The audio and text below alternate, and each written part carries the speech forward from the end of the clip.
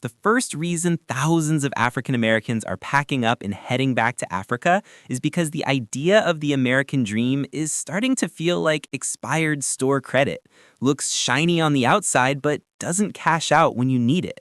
For decades, society pushed the narrative that life in the US promised opportunity, justice, and peace. But for many, the daily experience feels more like a survival course than a dream. Rising racial tensions, inequality, worry-filled commutes, and a system slow to recognize their humanity have created an emotional exhaustion that's hard to ignore. So what happens when the dream disappoints? People start searching for the place where their identity feels honored. And once that search begins, history shows up with receipts. The second driving force behind this mass return is a 400-year echo that's finally being answered.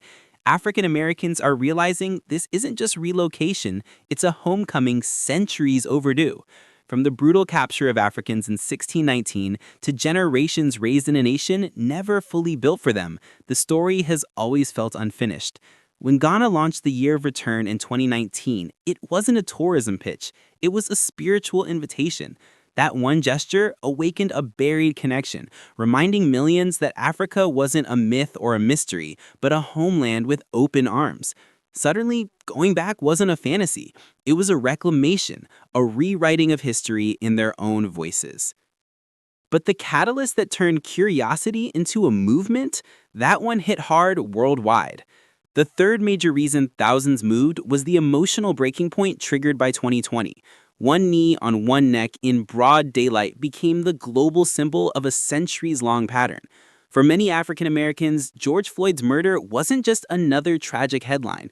It was the spiritual final straw.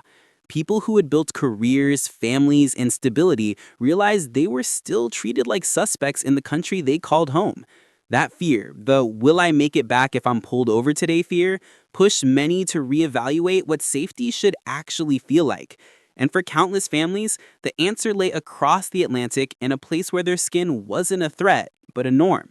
Which leads us straight to the place that inspired the biggest homecoming surge. The fourth reason is Ghana's powerful role in sparking a collective awakening. The Year of Return wasn't just successful, it exploded into a cultural earthquake. Flights filled up, streets overflowed, and more than 5,000 African Americans stayed behind permanently. And when the world faced chaos in 2020, Ghana became a symbol of healing. The African Diaspora Forum received hundreds of relocation requests daily, a number so large it shocked officials. With citizenship pathways, land opportunities, and a government welcoming diaspora identity like family, Ghana positioned itself as a beacon of belonging. For many returnees, stepping into Ghana felt like stepping into a world where they could finally breathe without being on guard. But Ghana wasn't the only country shaking the table. The fifth reason behind this movement is the rising wave of cultural reunification across Africa, led by nations like Burkina Faso. Just recently, a deeply emotional homecoming unfolded under the leadership of Dr. Erikana Chiambori Kwao, drawing hundreds of African Americans into ceremonies filled with drums, ancestral blessings, and heritage reconnecting moments. For many participants, this wasn't tourism, this was restoration, a literal return to the soil their ancestors touched before being taken. These experiences delivered something America couldn't offer, a sense of wholeness, a validation of identity that wasn't up for debate. And as these stories spread, thousands more realized the psychological power of a homecoming that heals what generations endured. And the movement didn't stop in West Africa. It expanded east with real momentum. The sixth major reason is the rise of East Africa as a new frontier for African American migrants. Kenya especially has emerged as a magnet. Many returnees aren't searching for luxury, they're craving peace. Take Kenneth Harris, a retired U.S. veteran. In America, he lived with a constant target on his back. In Nairobi, he built a thriving Airbnb business while soaking in golden sunsets without fear tagging along. His dark skin became a badge of belonging, not suspicion. Stories like his aren't outliers anymore. From travel agencies to farms to creative studios, African Americans are planting businesses where they finally feel valued. No code switching, no walking on eggshells, just living. And personal stories like this next one prove how powerful that shift really is.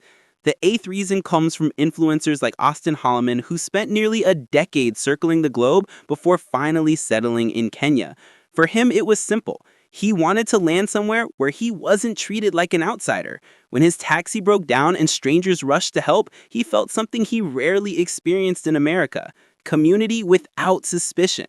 That moment sealed his decision, and thousands more share the sentiment. In Africa, neighbors look out for you. People greet you without reading your intentions. It's humanity in real time, not paranoia in disguise.